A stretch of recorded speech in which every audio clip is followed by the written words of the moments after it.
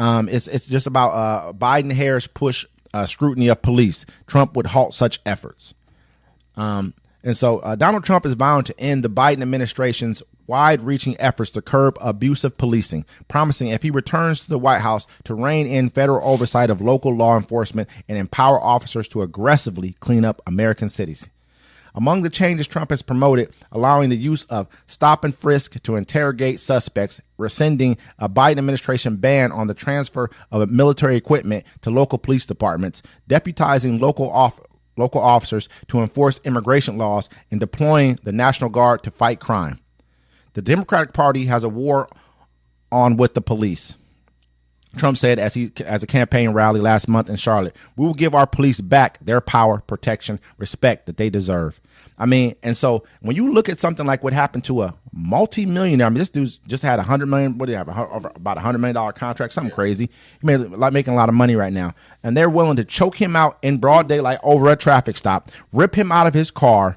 You know what I mean? And handcuff him, throw him on the ground. Only reason he got out of there because everybody came down to his aid. That's like the security from the stadium. Everyone came to his aid. They understood the gravity of the situation by messing something like this up. They know that it could cost the city millions. Think about if they would have killed him. Oh my gosh! I mean, he said that.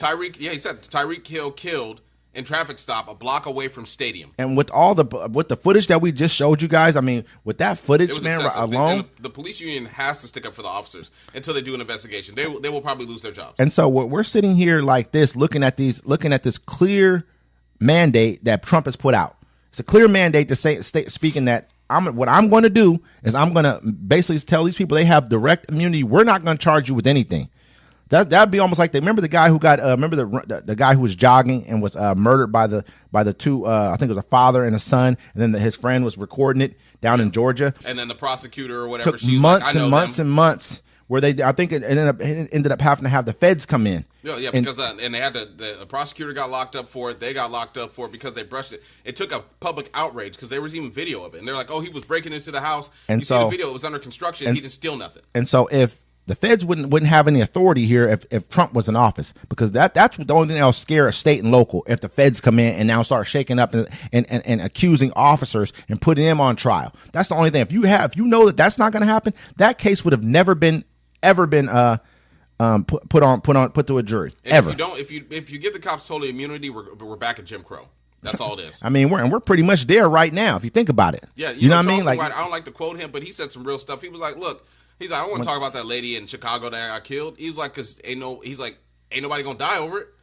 He's like, y'all see the lady that got killed by the police officer because they said he was in Illinois. Yeah. He was like, look, he's like, I'm still messed up about Tamir Rice. He was like, look, y'all get upset about these killings. You'll see it on TV, but ain't nobody gonna die over it. Y'all ain't about to do nothing. He's like, so I don't want to hear about it. Who said this? Charleston White. I mean, you know, but he also said he saw some black dudes down the street in a Cadillac at a neighbor's house after 10 o'clock and called the police on them. I mean, at the same time, you got to look at, like, you know, what he's saying, it holds merit. You look at, where's George Zimmerman? Still alive and well. They say he's signing Skittles bags right now to this day. You know, and I know we tend to talk about these type of issues, but these type of issues come up. And we got people who are in our comments, some of the people who great fans of the show. We really appreciate you guys actually commenting and doing what you do. But the point of it is, though, we hear a lot of times, you know, well, they should have complied or you know, or this or that or a third. I mean, they're always giving an excuse to what this behavior, you know, what it boils down to.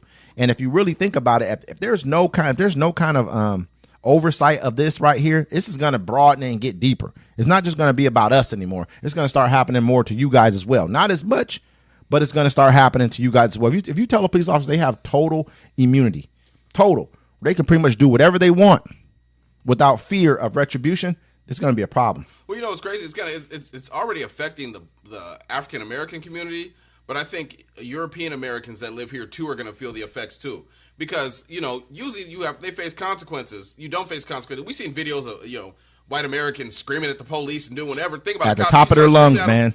Pow! They pop you. Hey, he was getting belligerent. I feared for my safety. I wish you had the video of the one guy so we could play that on here, screaming at the top of his lungs at the police. Like, what do you say? He's like, you're blocking off the driveway. My wife can't get home. That one. Yeah, and he's like, take it from me, boy. What do you say? He had the ID. He's like, take it from me, boy. What you gonna do? I was like, they said the dude has some kind of a mental disorder, but the police officer probably didn't know that. That don't He mean didn't nothing. care. I've seen a dude. Remember the one time the guy was on the ground because he had the special Yep. needs guy next to him? Yep, that was in Florida. Yeah, shot him. That was in Florida's Florida. not a safe place for black folks anyway. He was on the ground with his hands up in the air, told him that the kid sitting next to him, they didn't want him to Still get killed. shot him. He was a special needs kid. He's an autistic, heavily autistic kid playing with a car while the police have you guys at gunpoint. The kid's in the street playing either with an imaginary car or a real car. I can't remember. But he's like, but the shot the caregiver, on the the caregiver's on their stomach, on the ground with his hands up. And they still shot him anyways. He shot the dude in the leg, and they asked the police officer why he did it. He said, "I don't know." I was like, "Are you serious?" He said, That's how you felt. That's what's in your heart. You was like, "I'm gonna kill this guy. I'm gonna shoot this dude And anyway." it was like, good enough. All right, carry on. It's crazy, man. But